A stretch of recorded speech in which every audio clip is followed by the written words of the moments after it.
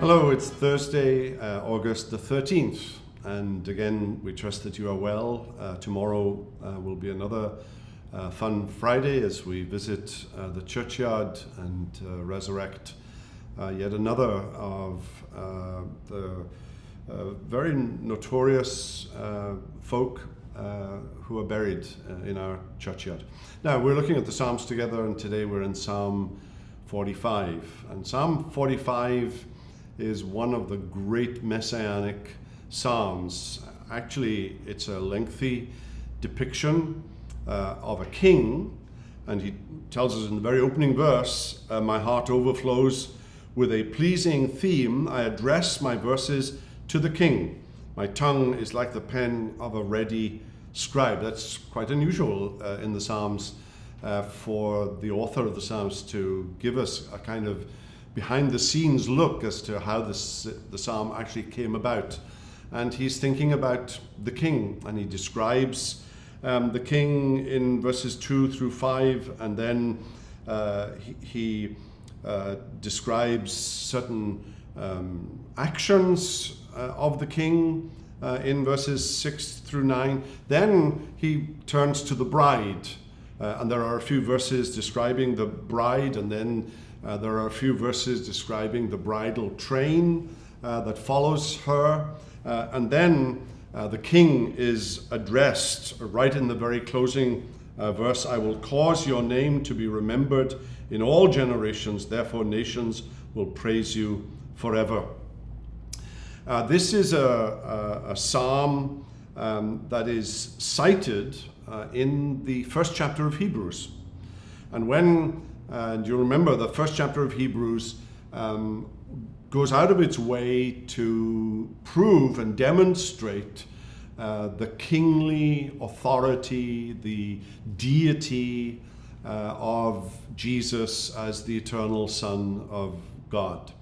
And one of the verses that it cites in order to prove that Jesus is divine, that he is the eternal Son of God, is from Psalm 45. Your throne, O God, is forever and ever. The scepter of your kingdom is a scepter of uprightness. He's talking about the king, but he's also referring to him as God, the king who has come to marry his bride. And the wonderful way in which Paul will take up that theme in Ephesians of Jesus and the church being the bride of Christ in Ephesians chapter 5, when he actually talks about the relationship between husbands and wives.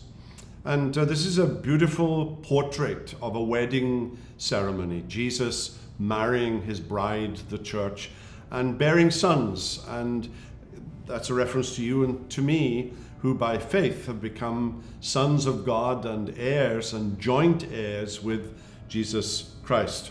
And again, this psalm is cited in the second chapter of Hebrews, where it mentions bringing many sons to glory. And it's a reference to Psalm 45.